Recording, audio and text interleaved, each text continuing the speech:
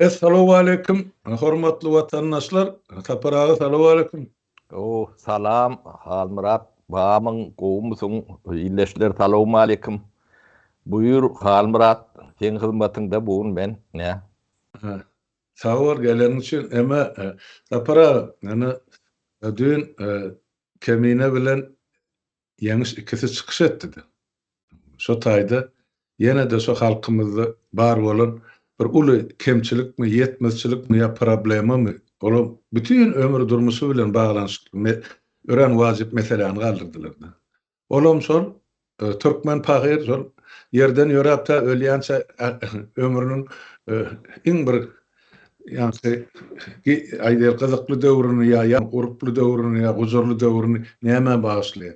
Olam şol bir başyny tönök salmak bilen baglanşykly. Oňa da edilýän çykdyjy ummasy hasaplap gördüler ýigitler bolar ýaly sebäp nähili baýsa boljak sapara adamyň şol $30,000 ýa-da bir jaýdy kertmek üçin olar öňe maýdyp geçdiler. Senem şu taýda bar $48,000 bar gazanýany bir türkmeniň ýa bir Türkmenistanlyň ömrü boýy gazanýany jemi $48,000. Oňam 30,000 jaý guruluşyna berýär bolsa, diýme aňyrda $18,000 galýar. Oňa iýmelimi, içmelimi, dünýä syýahat etmelimi, saglygyna seretmelimi, çağlaryny okutmalimy, sanasaň soga okan ýerşeýäli hiç de ýetenap. Şoň üçin şu gaty uçy we wajip meseleni ikimi dowam etdirmekçi bolýar. Sebäp sen esasy bilýän zadym sen ykdysadyýetçi bir ikincidenim ýanky öz oýlap tapan ýanky hasaba alınan proýektiň boýunça şu wetede guran jaýlaryň bar. Indi şu taýda deňeşdirmek üçin, ýigitleri magzap geçdirer, deňeşdirmek üçin şol jaýlar bar edi. Biraz düýplerek ýene bir gede halka aýdyp bersen. Birinji sana berjek sorum, şol proýekt açan döredi, nädip döretdiň, nerede registrasiýa etdirdiň? Indi şondan näme peýda bolup biljek? Birinji nobatda şoňa jogap berdiň, soň ikinji, üçinji sorum men sana bermekçi. Sebäp bu gyzykly tema halkymyz üçin, näme üçin halk kösenmeli? 10 ýyllap, 20 ýyllap bir jaý bolmak üçin. Sen proýektiň näçe durýar? Şu zatlar bardy görün etmekçi. Yine, sağ ol, Halmurat ağa, maňa syýlap, sen proýektiň diýeni üçin, sağ ol, men ýöne, men proýektimi bir garada goýaýyn, dünkü gepleşigimi diňledim. Bir tüplük Türkler içmazdı diýerler-de. Bir haýpym geldi milletime. Neme zady? Bir adamyň ömrü, ýa-ni bir jaý, bir tünök edinmäge gidýär-de. Bu ödem çykl diýen çark. Bu çarkyň uzunlugy bir adamyň ömrü. Bir adamyň ömrü bolan soň buny adam özi görgen bilen ok. Bu da ondan bolmasa. Näde dünkü ýigitler ýeňiş öz, ýani bir türkmeniň öz başyndan geçenini samimi, real nemede gurrun berýär-de. Ol ýanky bir türkmeniň demesi, ýanky şo töwerekdäki adamlar ýönep daha şoğuzda bundan berwet. Daha şoğuzun o demir gazygynda hasan berwet kyn. O çäjegde bir tüýtleýär. Balkan tarapda ondan berwet. Bir ýanky bu sistema bunu sarkyň uzunlugy bir adamyň ömrü bolan soň bu sistemadygyny düşünen oklar. Bu sistema näme üçin bar? Birinciden. Bar ýöne näme üçin bu gündeme çykan ok. Yani adam ömrüni köýdürýär. Ödem şo taýda ýani şu neme giýýän halkyň möçberi Türkmenin bir 70% ağrından belki de ondan ökendir. Demek halkın ağramlı öyle deyip aydılsa doğru olur da. Yani şu sistema bir zatları üçüne diyendir. Şu sistema birinciden garipliği doğulu üçüne diyendir. Sovutsuzluğu üçüne diyendir. Hünersizliği üçüne diyendir. Yani, şu yankı sıykılın buna çarkı pelek diyelim. Ne diyelim? Adam boymamız gerek. Şu Türkmenin sovutsuz olmağını, hünersiz olmağını, garip olmağını 100% demesiz hiç şüphesiz üçüne diye de. Bu birine gerek olmalı demek. Şunu üçüne diyen olsa, hükümetten bunu görmeyen olsa, bu gerek demek de. Bu ne için gerek? Dilen soruları ödeden çıkandır. Tarihi nemeleri okudum. Ya da ne şu an Türkler tarihi kinolar çıkarıyandırlar. Yani, Osmanlı İmperiyası var arada da, Selçuklar var arada da. Sonra bir ikranak sözü geçeyendir. İtaat etmek, onu biat etmek diye de. İkidem yani Türkmenin nemesinde Arap sözüm olsa ulundulayan nemedir. Bizde yaşalıya yönü şu söz ulundurulur da. İtaat etmek demek tavin olmak. Onu garip etmeli, yani tavin olur ya, garip etmeliler. Biat etmek hem yani Türkmen başka çok grup böyle şu diktatora tavin olmak demekler. Şu ikisini şu sisteme 100% üçüne diye de. Ben seyredip gördüm. Bu dine Türkmenistan'da da değil, Türkmenistan'ın en ağır demesi, yağdayı, forması, divaydalı. Bu ekli Orta Asya'da şundalık. Yeka Orta Asya'da da böyle değil. Ekli Müslüman devletlerinde yani bir içinden Türkiye şu an içinden çıktı deyip aydıp bilmeye bir dememiz var yani iyidine girecek olup cırdaşyalarda iyidine kalacak oluyorlar. Erdoğan'ın gitmediliği, şu siyasi İslam'ın devletin başına gelmeyi, şunu edir şu Türkmenistan'ın kıyalak, eylek Müslüman devletlerin kıyalak deme iyidine talma için edilen hatta. Bunun bir katı uluyu tarihi vardır Almurat. Bunun yıldan uğrak cenneti vardır. İlk plak Arap, ondan sonra Ors, Araplara bunun yıl, Ors 150 yıl. O sonki 30 yılın bunun adını koysak nadanlık yılları deyip aytmalı oluyor da. Türkmenin nadanlaştırılan dövrüne sonki 30 yılın adı şudur. Halkı nadanlaştırma için şu yankı sistemi var. Doğulayan o ödünü duyup başlayan, görüp başlayan, onun şu aladılar başlıyor da.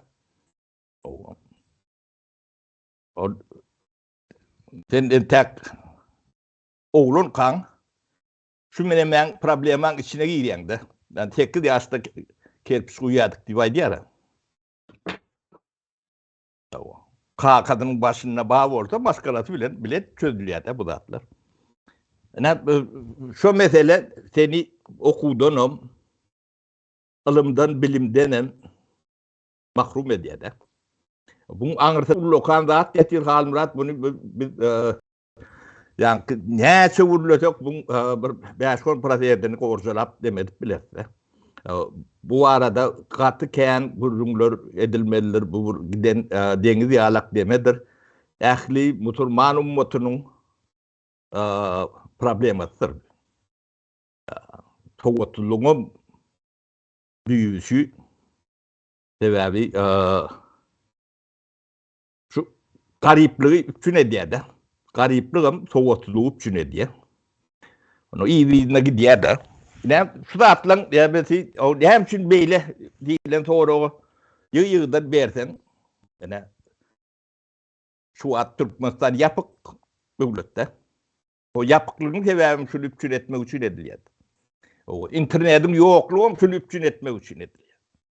Ve şu tayda ya şu sistemada halk garip sana mecbur boyun eğe o soğutsuz biraz korku diyen olun sana yani kellep yani diyece onu halk şok ya çapak salya biade diyede şu da atları üpçüle diyen de at şu bunu çözüp boluyan yani beren sonra olun vardı o çözüp boluya ödem şeyle bir kovu çözüp boluya da yönü berde bir problemler var. O şoları ilk kulak adak geçmedi. Bunu çözmesi kıynalışır. Ağla ver tapara hukman aytmalı. Problemin birincisi bir zaman sen göple ver men şuna zaryatkan sokayın görýän bol kompýuteryň lampasy ýanyp başlady tapara. Kızıl ya kızılın remet almırad al. Aydy ver. Niye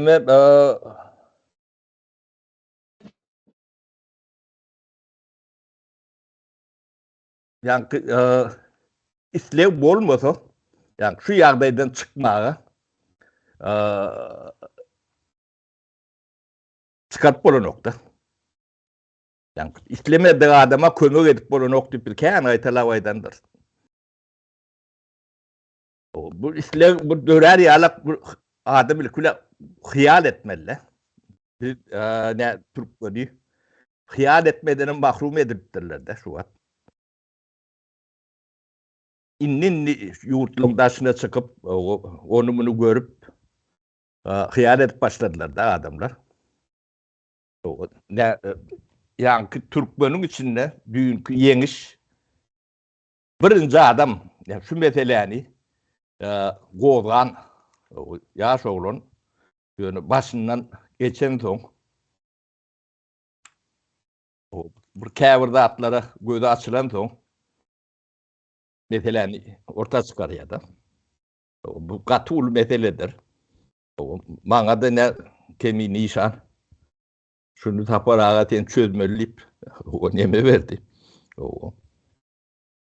Yani yaşlar çözmeliyen soň bu çözgüdünü ben de bilýän bunu. Bunu yani 90-njy ýyllarym şu meseleň üstünde kän demedip çaýta owadypdyk. Öňe soň talap bolman soň bunu kıraat ýüşürdik de. Indi şu meseleni çözüňdi. Almyrad ağa yani Türkmeniň ýemesi ütgýede. Yani dünýä seyredişi, garaýyşy yani durmuş şertleri ütgen soň galan da adam ütgýede. Onun şu taýda şu meseleni çözüp barýakan paralelne 10 miňlerçe milyoner diýelim. Baý adamlar görýär. 100 miňlerçe yani orta sınıfdan ýokary derecede iş adamlary. Ýene 100 miňlerçe de orta sınıf nemesi böledini döredip bolýar da. Onun şu ýemeni meseleni yani şu çözüp bolýandy özüm gaty akylly aňdap gowy çözüp bolýandy düşündirmek üçin yani iqtisadiyatçylara bunu rahat düşündirip bolýar da. Yani halk köpçüligine düşündirmek kıyındır. Yani jaý bilen üpçün etmek iqtisadiyatda makro derecede multiplikator diýilýändir. Şun öýdi multiplikator diýme generator diýilen ýalak neme bolýar-da. Şun öýdi Türkmenistanyň ykdysadyýatyny düýünden üýtgeçik ýagdaýa getirýär-de. Onany bilmersiňiz. Ödem sen proýektiň näçe durýar, zat diýip sorag berersiň. Ya beren bolmagy mümkin. Neme Mutdan omardan bolýar-da. Şey diýip aýtaýyn. Onuň sen sorag berersiň Halmurad aga, bu nähile mutdan omardan bolýar diýip. Bu şeyle bolýar. Elbetde bagadan bardyr. Belki dardanam däldir. Ýöne şonu töläp biljek. Watandaşyň bardyr. Rahat. Ödüm hiç nemet ber. Üstüne mutdan ardan bolanyny mut bersen içine girer jaýyň mysal üçin şeýle. Doğru. Ýöne o Türkmeniň elinde ne kär bar, ne hüner bar, ne iş bar. Şu öňkü garyplygy. O mutdan ardan bolanda şu Türkmeniň, ýa-ki diýen Türkmeniň elinde kär bar, hüner bar, iş bar. İşi olsa aşı bar. Ben aýtdym aýaň 10 miňler çadan bilener bolýar. Ýödüm şu işi edip oturkan bolýarlar öýdüm. O yine de 100 miňler çadım ýa aýagy üstünde duran baý adamlar bolýar. Bu mutdan ardan bolany şeýle bolýar burada. O mut ýöne salyp bersen bir ýerden pul alarsyň, urarsyňdan berersiň onu. O da 4-5 ýyldan ýene de öňkü ýalak ýagdaýyna öwrür. O ýa-ki men diýenim bolsa, o işläp duran mehanizm bolýar. Döwleti ýa-ki talyp töläp duran, ýa şu proses giden bir baýlygy urulýar-da. Özüm 100 milliardlap o kiçijik adam däl. O Türkmeniň betbagtçylygy nämedendigini aýdyp berenler Xitayda. Ine Zaytalýada ýa-ki $30,000 berip özüm ömrüni bir jaýda alyp bilýär-de. Sen besem däl ol. O kakasy ýaryna gelenini ölýär, onu ogly da emes, şeýt neme diýär-de. Köp nemelerde. Bu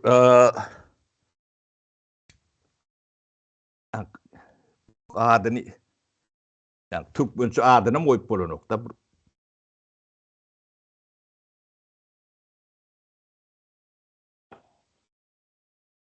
Ay Rusçasyna aýdaý bolmasyn.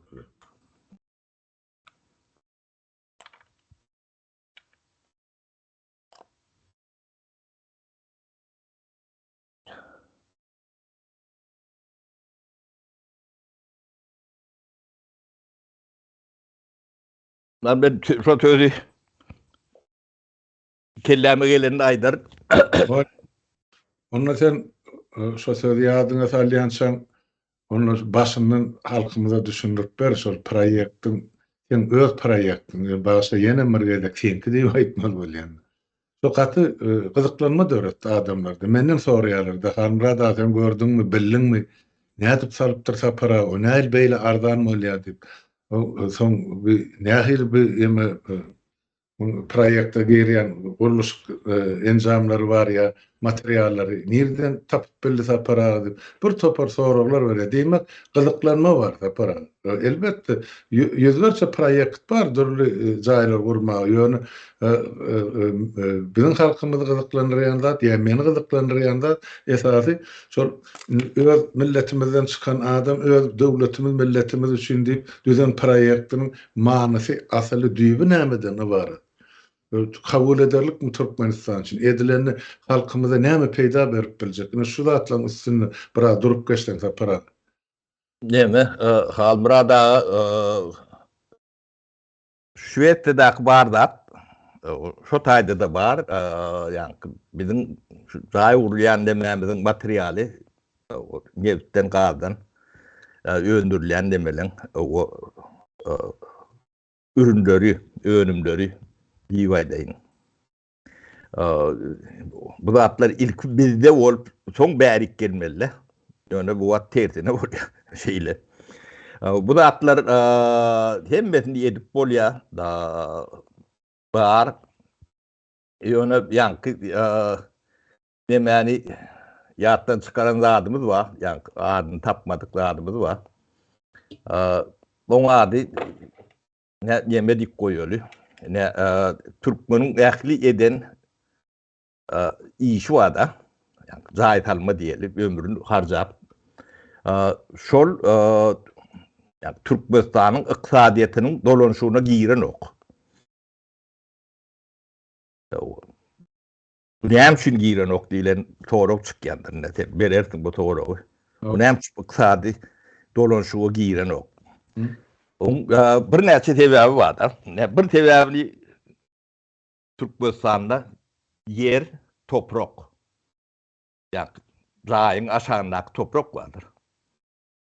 Şol hududy eýçilikde däl, döwletiň diýilýär. Döwletiň kimligi belli däl. Bir adam kymyşyn. O şo toprak hududy bolman soň, oň üstüne salýan adam, yani iqtisady dolanşygy giren okda.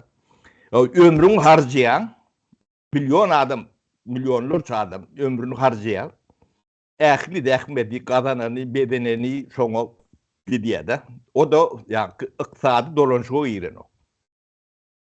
Bunu Türkmen düşünüp bilýänler, o spesialist bolmasaň düşünme de kıyındıraktır.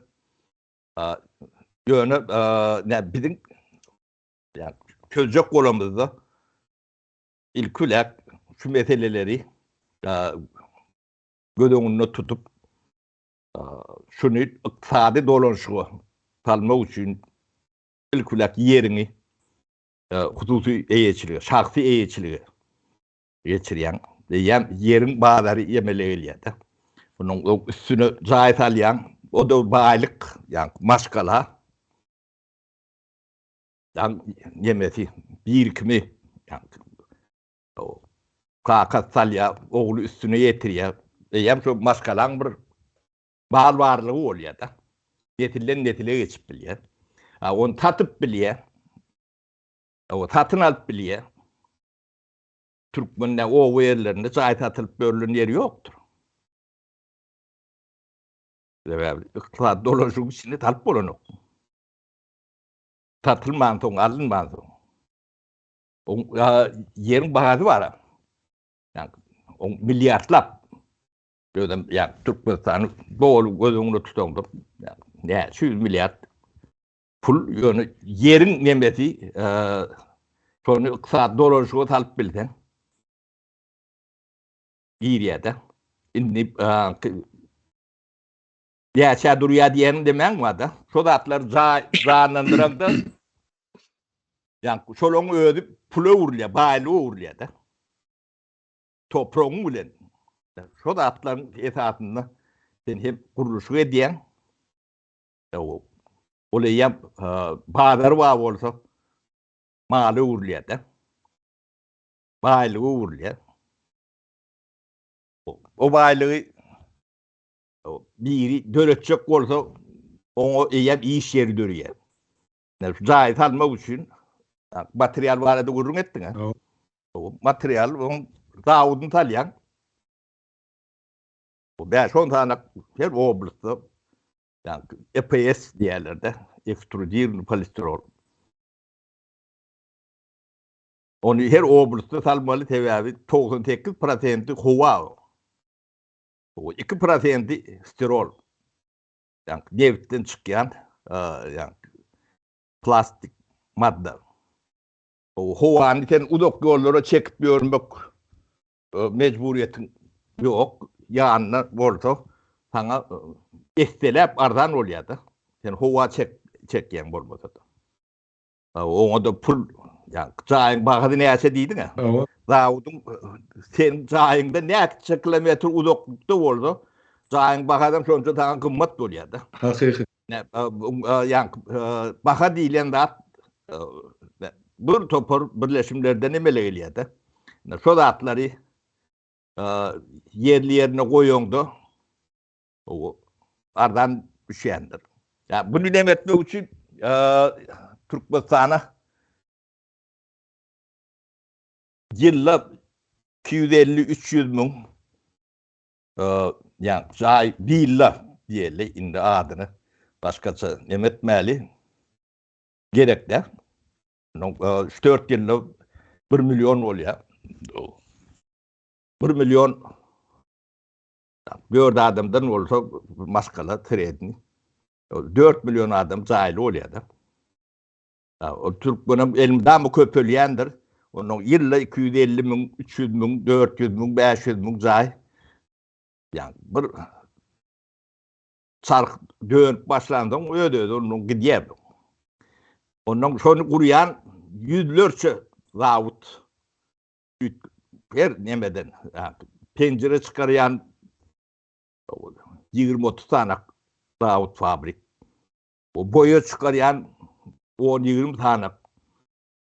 Petle çıkarayan 5-10 tane. Şular tane ver. İş yerleri emele ödem köpüsünün yankı ul önümçülük adı var da. Ul önümçülüktür. Bir de 1 milyon zayın 10 milyon tane penceresi oluyor Halmıra'da. 10 milyon pencereni yetiranlık dağıt kurmalı. 20-30 tane dağıt kurmalı. Pesinden 2 milyon kapam gerek diyem on kapı. Yok kapı 2 milyonların kendi gerek. O deki bir giren kapı değil, onun iç kapılar var, taş kapılar var. Ne önümçülük tane münglep yani dağıt fabrikler Dörüye'de. Onun her birinde 200, 300, 500 iş yeri açılıyor da.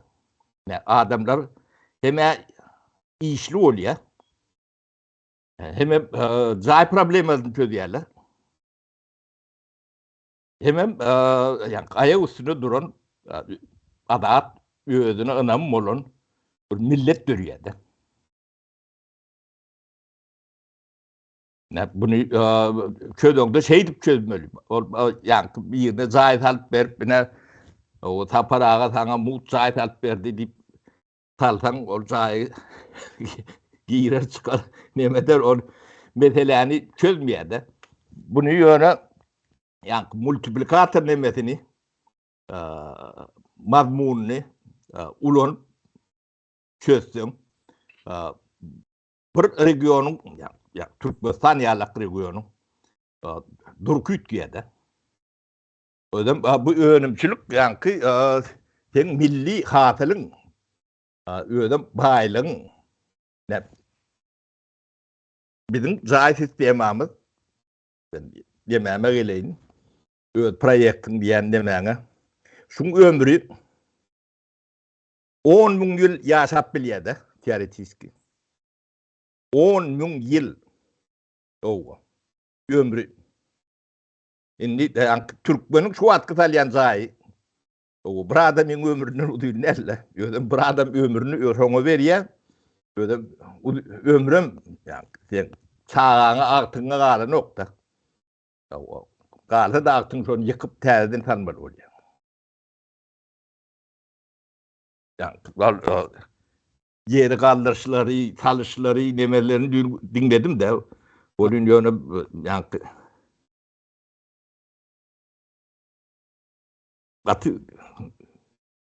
düşünürme kıyın Halmıra'da.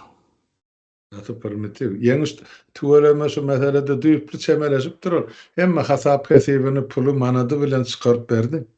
Ne şu kun halkımızın közünü salyan caylarının bakası şu ömrünü sarp etip olur. Yurdun daşını. Şu tayda bir yeni bir misal getirdi de.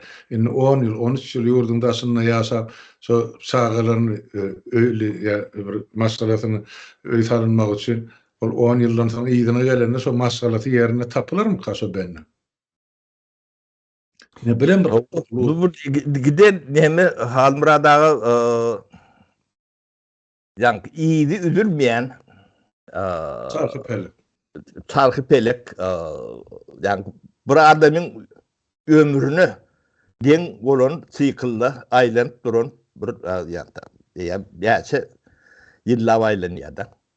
Bu dine bizinken değildir. Şu orta diyen hemmeçinin problemi dengeçirektir. Biri biraz yengildirektir, biraz ağırraktır, onun yönü. Büyük problemi şudur. Doğru. Ne bizimki alak demeni start vermek için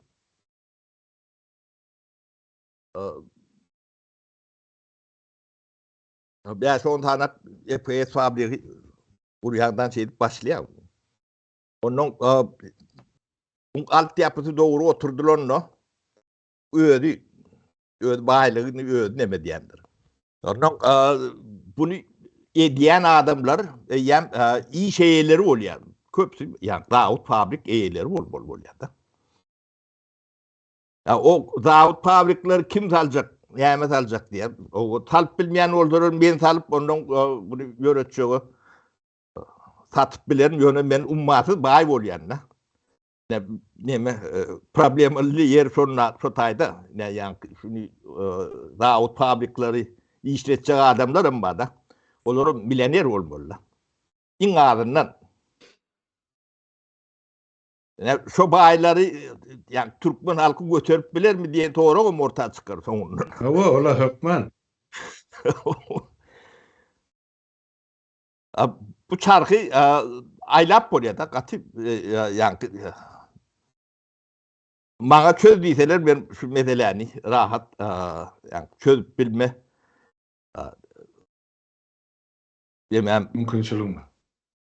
o bağ deyip düşünüyen de takzağın şerti bilen zağını tak ömrünün bu uzak olsa bizim ömrümüzün o bir yerlerde kurtarmalı mı kan yani Halmurat sonu bir yerlerde bağdır. Yo entektada Türkmenistan görmen bir de ölmek bolan. O düşmanlığa tarkayın olsun bu meselede. Serhat Çödülüye böyle kovu çödülüye yankı bunu bu ulu multiplikatör edip yemediliye de ne Avrupa'da yani Türkmenistan'daki alak problemi yoktur gözüne diyenlerdir Halmurat. Sen görenlerdir. Absolut. Yönü Ştay'da ne Şvesya'da ağramlı öyle 85% halkın villalerde yaşayandır. Onun İtalyan fabrikaları 100'den uğrak İtalyan fabrikaları vardır Şvesya'da. Doğru. 100'den uğraktır. O şolun her biri yılla bir yarım bin İtalyandır. Ödem caylarını, İtalyan caylarının köpüsünden bir eksport ediyendirler. Başına da o öğrendirler. Hava. O ne, şol Davud'u işletip gören adamlar garip değiller. Yani problemi bilen 7-8 sanak meseleni çözeyen de hem halkı işle diyen hem halkı hünerle diyen o özüne önemli hür adat bir cemiyeti görediyen de öz problematını öz çözeyebilir. Bunu Türkmenistan'ın ne için çözülen oklar? Düşünmek için başa inmeli oluyorsa. O ne şu garipliği üpçün etme için yurdu yapmalı. Bu garipliği ne için üpçün etmeli bunlar? O taat etmeli, biat ettirmeli. Tabi olmalı. Sonu güç hükümünü kabul etmeli. Bunu ne için ediyorlar? Çok buravanı bulmak için. Soktu getirdiler de. Ne için yapık deyip kendi sorular veriyorlar. Halkı garip, tovatsız, nadan edip taklamak için ediyordu. Başka işler için edilen o var. Doğru. Yani şunu internette da açtılar, adamlar hep böyle söylüyordu. Yani 30 bin alacak cahini, 5 bin alıp biliyor. Ömrünü harcayacak demesini bir yılla. Yani büyük kurumda yani 30 yıl neme diyordu. Yani şu kabı inşaatını ekip işini bu öğrenen son bir hepte de şu kabı yani taş demesini tatp oluyordu. 2 tane adam. Hoğlukken olsam 2 gün netecek olsam 3 adam olsam 2 arım gün netip oluyor. Yani ömrün yarısını harcayan demeni o hepteler tanap oluyordu. Öyle halkın öyle edip biliyor bunu. Diğer bir sistemasını o yani, kromoçuluğunu, düzgünlüğü, tertibini, temasını, lojistikasını hem de adını fikir edip projeler edip buluyor. Yani ben şunu o sapar ne şurayalak alıcı var, talep var, nerede altyapısı çözdüyseler ben 3-4 yılın içinde ehli Türkmenistan'ı yani hocalıkları ilerletip bilen gözümüm şovur vaatlı ummafı bayım olur. Ben elimde 50-60 tane Davut fabrik kurmalı oluyordu. Yo bay bolarsyň, bolanna jükürýäni salgydan tölmeli bol. Gösterip biler misiniz? Yo. Halgydan bardyr o taýda. Şweýetsede näçe bay bolunsa şonça da töleýän halgydan ýokarydyr. Döwlet gaznasyny. O da şeyle, o da Yo diýjek bolýan adam ştaýda adamla pikir etmedi. Ýani milliarder bolýar, salgy tölemelilip. Ýok. O taýda döwletiň salgy sistemasy bar. Yo illeňine bilim alan kazanan ýerdejesinden döwletiň gaznasyny değerli neticede yankı salgydan tölemeli bar. Onu hemme kişi edip otyr. Ştaýda birje söz goşan ýene üstüne aýtdyň da şu wetede ýüzlerçe firma bar dip. Şu yüzlerce firma hizmet ediyen bir firma ine men öz owamda barsa para. Kapı gurýarlar. Kapı jaýlarda ýaşamak üçin jaýlaryň içki kapylaryny gurýar. Diňe Şweýetsiyada ýene de onu goly döwlete eksport edýärler. Bir owa 200-300 adam ýaşap oturan owada şular ýaly fabrik bar. Ondan bulan üns berýäni esasy zat hil. Şu hili çalıp pes bolly işi gaýtdy. Hiç zat ön çykaranaklar satywy. 1 millimetr gysaranyň bolsa şu kapyň bir ýer. Hany zibilhana taşlaýaly. Gerek bolsa men bir gün ýörüýte bar surata düşer. Bizim türkmen onu alnyna sirjekde maňlaýyna şol kapylary sadece bir ýerini 1 millimetr gysyklygy bolsa dünýäde. Sebäp hil bolmaly. Ine şu hil bolan ýerde de isleg bar, isleg bolan ýerde de girdesi bar da. o yani sen edil bäri ýanynda elüs büyük dip deme vardı şu taýda ne taýin yani agas taýlar ýatnýan. Eski hüstin. O ödem şu owada bilmedim 500 adam 600 hocalyk ýaşaýan bolsa ýaşaýandyr. O da ýok. Oňam deňe ýarty şoldaşynyň gelen hawa ýanky bir Ödem palýarny kurugyň aňyrsyny. O da şu da bark gördüm ben. Bar. Şolar ýalak 100den gowrak ýöne öý taýin öý kapy rahat nemediyana olurum zanawy giren ok. Olurum bir bölü. O 50-60 tane var. Ne? Hem iş yeri, hem kazançları, hem bu iktisadiyete koşan katı ullokan katkı. Hem yankı yaşayış problemini çözüyen. O Türkmenistan'da bu yemesi tersine ten halkı işlediyen yani kefeye veriyor kazananını o ömrünü ömlemediye yönü o iktisadi dolaşığı giren o. dolaşıkta çıkıyor. Bu bir yankı bir irrasyonal bunu yani oylap tapmar bolanda da gaty kötenmeli halmyrada bu antadım der beýle yankı öz bagtyny beýtip ýatyr. Gaty aýlynç ben ýa düýünkü nemäni diňläp bir gidijek rahatýalak bolun ýöne bunu ýa geografiýa ýaýra oturýan bolun bu yüzlerce milyon imtihanın ykbalyny ýeme diýdi. Böyle dünyanın ahir problemlarından çok gariplik, yeter yetkisizlik, düşüncesizlik getiriyor, çıkarıyor da.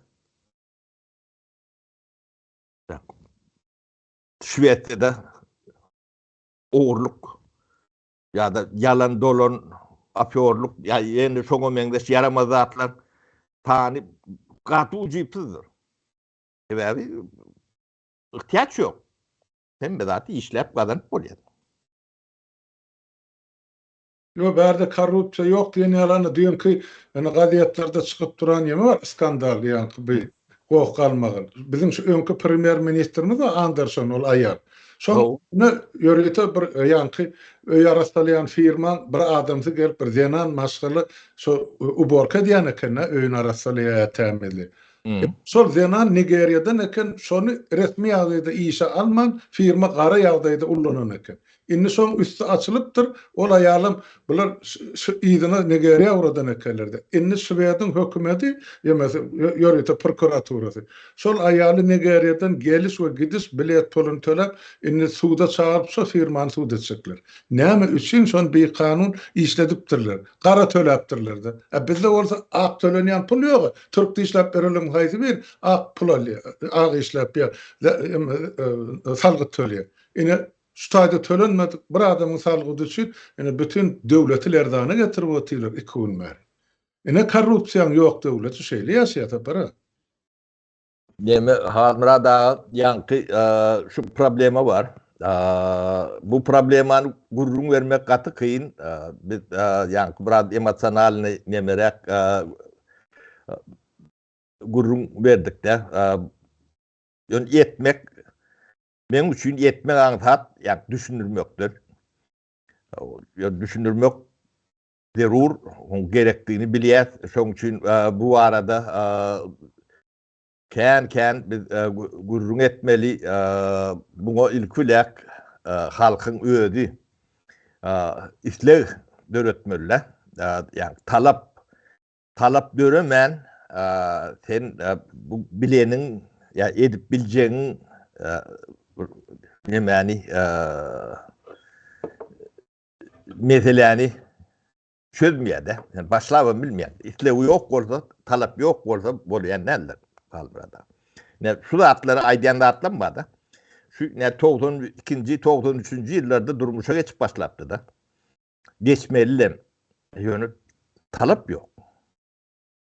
Yani yeri ilkulak şahsi eğiçiliğe verip başlamalılar. Bu bısımırlatı şu taydan başlayadı.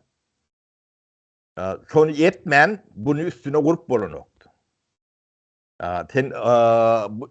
Edip bilýän zadyňam, eden zadyňam döwletiň, ýurdun ykysady dolanşygyna giren ok, dolanşygyna girmän soňam hiç kime bu nemeti ýok. Yetijeti ýok da. Peýdasy ýok. Bunu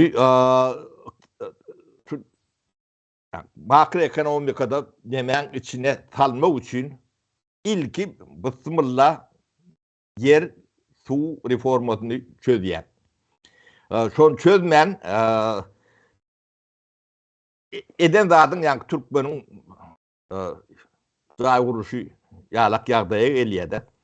O görgünlerin ömrünün ýemediýä bolun bu naýyp ýemeler ýerine şoňa hususy eýçiligi beren okda. Yer tatmak gadagyn diýip kanun çykartdylar. Düşünüp bilýärmi şunu? Yine de öller tatıp otylar wagtlaýyn bolsa. Yo, wagtlaýyn ýöne ulanmaga diýem tatýarlar. Ýöne wagtyna mut berilende de bunu demeden oklar da. Yeme tapara onun ustayda şu şugurlukça şu meselem men düşünüşüme göre ilkinci nöbetde parlamentde yankı yeri şahsy eýeçilge bermek barada kanun kabul edilmeli. Şoň esasyny hökümet strukturalary yeri yankı graždanlara ya bizim yurtdaşlarymyza degişlilikde paýlap berýär. Kim nämen başarýan bolsa, güýji satýan bolsa, ýeri özleşdirme, mellek ýerinden daşgary. Onsoň şo bilen paralel, onsoň ýa-da aýdan zawod fabriklaryň gurulmaly her oblastda ýa welaýetde. Ýoksa olar bolmasa biz ýene de şu gün Türkmeniň edilşi ýaly hemme ýankı bir sen jaýa gurulşyk materiallaryň hemmesini özümizde bar, nebit gaz bolsun, daşary ýurda çykar, şo taýda taýýarlanan öňümi içine satyn alyp Türkmenistana gorýar. Ene şoň biz öňüne böwet goýýar. Demek mümkinçilik bar ýurdun içinde jaýa gerek ýa başga gurulşa gerek materiallar özümüz öňürdük. Bäşo näse ardan boljakda import edip getiremizden. Ene şo bolandan soň jaýlar gurulmagyna kömelek gal örüp gitjek. Men şoňa dogry düşündüm. Sen dogry düşündüň, näme ýöne bunu has dogry bolar ýalak. Şuwatky sistemede, ýa şuwatky edýän işlerinden sistemede däl iş diýelik. Şular başka döwletleri baýetme üçin işleýärler da. Sen gapyň daşyndan import edýän bolsaň, sen o satyn alýan ýerin nemesini işleýän da. O pencereni daşary ýurtdan getirýän bolsaň, sen şolary investir edýän. Sen öz ýurduňa däl. Sen ýurdunda şol alyp gelen zadym var. Şo da ykdysady dolanşyga giren ok. Halmurada. Sen getirýäňden jaýyňy goýýaň, şeýlemi? O jaý hem ölü jaý. O ykdysadyatda ölü diýenler, ýöne içinde ýaşaýan, neme diýensiňiz onu ýöne ykdysady dolanşyga giren ok. O yerlerine saýtatylyp demek börilen ýeri ýok. Olar ýarak bağlar ýok. O diýmek sen daşyndan getirdiň. O nebäni öldürdüň. Ýani ykdysady nemesini öldürýäň da. Dolanşyga giren ok. Emma sen şo gapyny, penjereni, gulpy, boýany, börileri özüňde öndürýän bolsaň, o sen hem gazanjyňdan salgyt tölýän, o bir topar adama iş yeri, olar salgyt tölýän, hem gazanýarlar, hem döwleti baý edýärler, hem öz problemlerini çözýärler. Olmasa da Türkmenistan şuwat ýa daşary ýurtlary bakýan. Ya bu tapawudy şol. Doğru. Tapara onu ýene bir mesele bar, şoň üstüne de gysgaçyk durup geçden, olam sen öz geçen taparky eden çykyşyň bilen baglanşykly. Ýanky bir Türkmenistany işletmeli adamlar var, iş adamlar diye aýtdyň da, biznes struktura beýlekler. Şolary işe çekmek üçin ýa ýurda getirmek üçin bir topar çäreler bar da görülmeli. Onun şola barada bir kagaz özüň aýdyp bersen, maňa da jaň edip soradylar da 3-4 ýerden Almyrada biz baryp şol ýurda girsek, şol işleri ben başarýan ýapyly edebiljek işlem bar. Sonuçta kanun esasyna çözülerim ya elimizdeki alınıp yana niyasın ya kurban olayım dövrünü bolşayar. Yana da bozulup gider mi ya bir düzgünçülükler bolup ya yana da soňky emlerimizem biz ýurtda goýup yana daşyna kaçıp çykmaly bolsun diýen soralar bar. 2. Üçüncüden şolar howeslendirme prosedurasy bar. Şoň üstüne durup geçsen. Meselem bana bir jaň edip aýtdy. Men näde da meselem şuma $5 milyon goýsam diýdi. Türkmenistan için, gelecekki Türkmenistan ya täze Türkmenistan için. Eger şonu goýsam, şu gün size ertiýiz men şonu 2 sedip ya 3 sedip alyp bilermi diýdi. Şuna garantiýa barmy diýdi. Şuna kim garantiýa berip bilerdi menden sorýar. Men bolýa garaşmany biz meclise çykarys, maslahat edersidim da. Indi şu meselen meclise çykmak hasen bilen maslahat edýän. Meclis karar kabul etse, mesela bir adam $1 milyon goýan bolsa täze Türkmenistany, oraya kanun bolýar. Şu kanun esasyna barandan soň biz şoňa agzy dolup gürlemäýle, sen bir sözüň barda siýasatçylara ynanmaly. Ýöne gurucu meclis siýasatçy der, ol kanun organ bolupdy. Eger şu meclis şu barada karar kabul etse, şurada mesela $1 milyon şuň goýun illeşimde, ýurtdaşynda ertesi gün şoň puluny näçe ýygyna gaýtaryp biler. Ya edilse gowy boljak, ya şol hem kanun tarapdan hem adamkarçylyk tarapdan hem watanymyz üçin, halkymyzyň gelejegi üçin goýulan goýumy bir nä derejede prosent bilen ýygyna gaýtaryp bermeli. Ne şu meseleni aýtyp bersin. Näme Halmurad aga, näme men bir kanun çykarjy orgun näl, men näme diýemde de ýöne pikir baýt bilen. Oşa pikirini aýt. O bir bu ýetaty emeti türkmençe aýtjak bolanda. O suw getiren bilen küýde degen hiç wagt deň bolýan nädir, bolmalam däldir. O bir onuň ýani jaý barada gurrun edemde bir näçe adamlar milliarder bolmalydyk-da.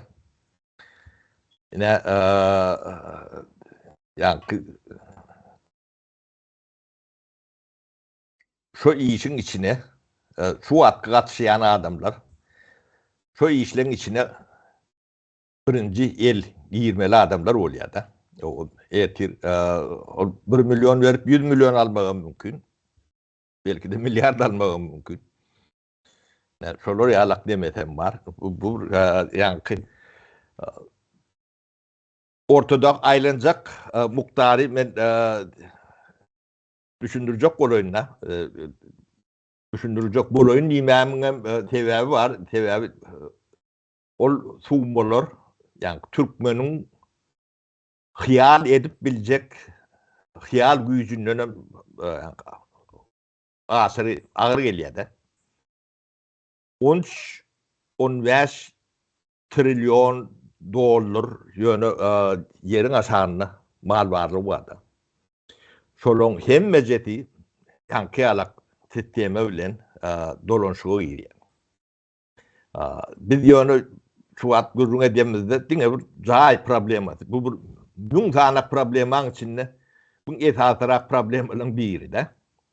Da wajib. Şuň içinde aýlanjak pul 50-60 milyar dollar pul aýlanýar-da.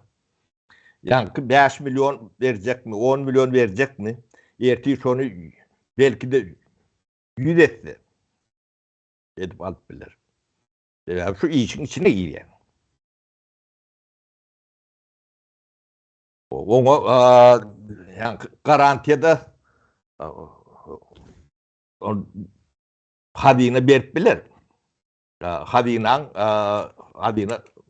aksiýalak hisse çıkarar. O şu hisse ýani aksiýa şu 5 manat bolsa o ýene 5 ýyldan o 500 manat bolar. Ýani şuňky ne ben 500 min boldy. Näçetde bolýar? Şonça demesi var. Bu şu 5 ýyllykdan 10 berjek. O diýsem çyn omy ýalan omy. O 100 etse bol belki de. Ýöne täze Türkmenistan gurulmalydyr, gurulmaty hökmandyr. Ýani Türkmen ýaşajak bolsa. Ýöne bize gerek geldiýseler, jemgyýet, toplum, bize bular ýalak gowdurmuş gerek gel. Halmurada o demäňdi, o arryňy inap berme. Bize şol ýani o Türkiýede ýani edip beren hyzmatymyz, gulçulugymyz bize ýetýär. O siz arkaýyn o gedip beriň şu ýetdi diýseler, o näçek Halmurada. Şoň üçin buňa ben ýani utturmajaklaryny bilýän. O aýtmaýalak suw getiren bilen küýde degen hiç wagt deň däldir, deň bolbam bilmez. O suw getiren boljak bolun, o özüňiz üçindir. O biriň belki de 100 bolar. 1000 bolar. Ya,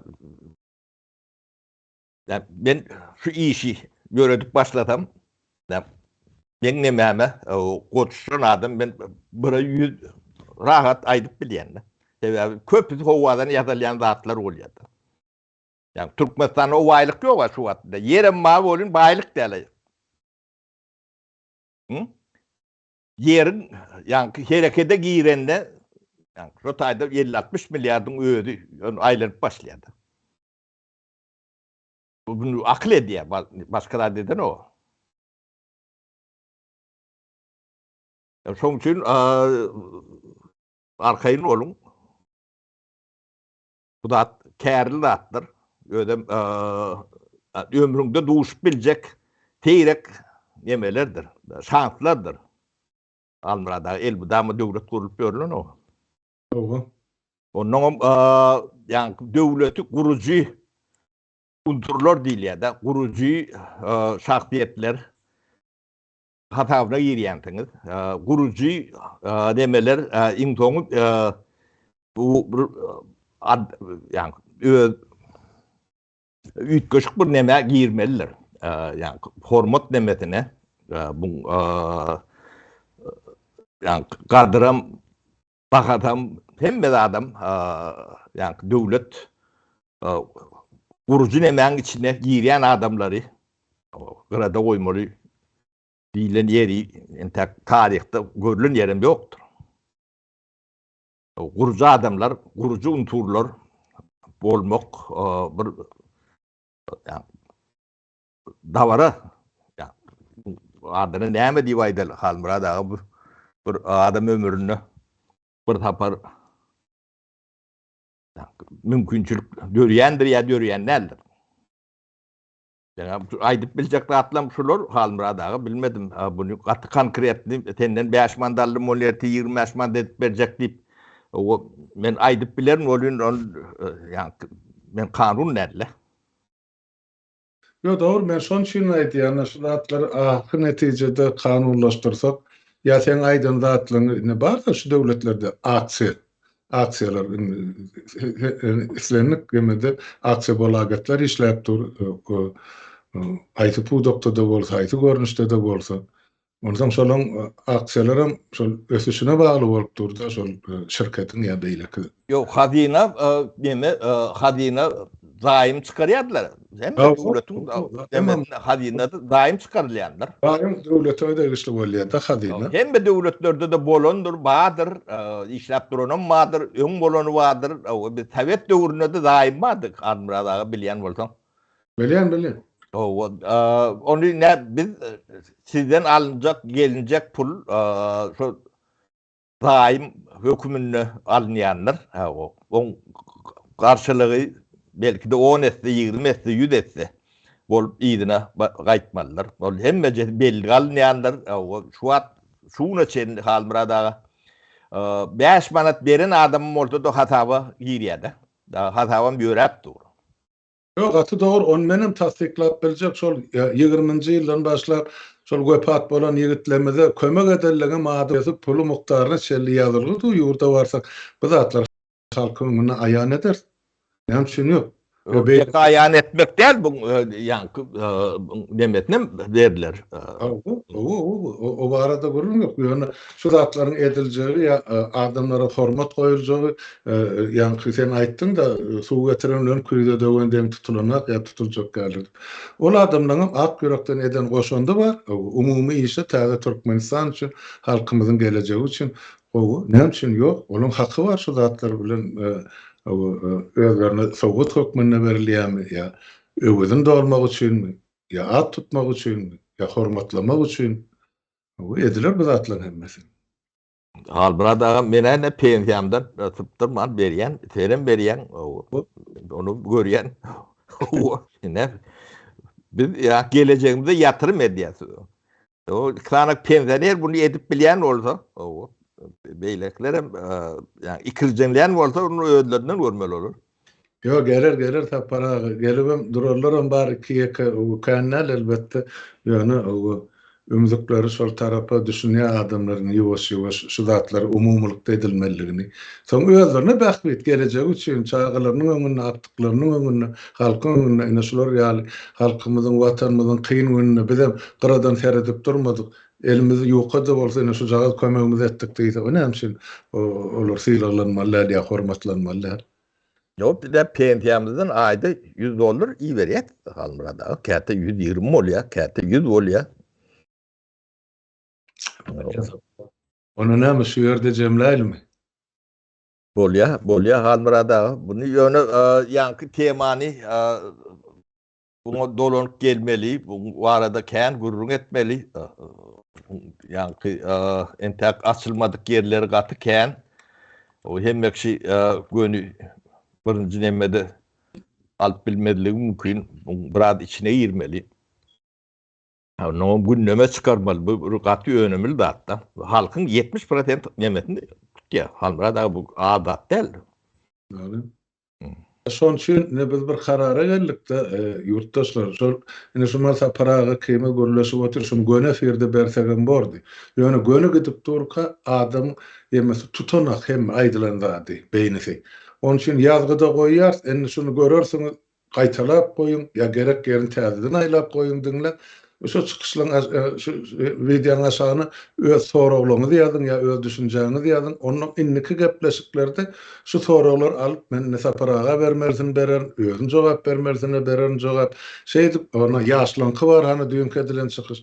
Ýazyň şu tak öz pikirlerini. Şeýdip biz ine bir millet ýa bir döwlet bolup biler. Ay bulara çykyş et. Ay men diýenim bilen näme düzeler diýip oturmalylar. Hakykatdan şu zatlar günnelik aýdyp diýip durmaly. Birek bire ýetirip durmaly. Ýene bir gezek şonu aýdaýyn diýdim. Onu näme saparaga sag bol gelerim Bolya halmuradaga tenem sag bol. İlleşler sag bolun. Aglykda görüşelim.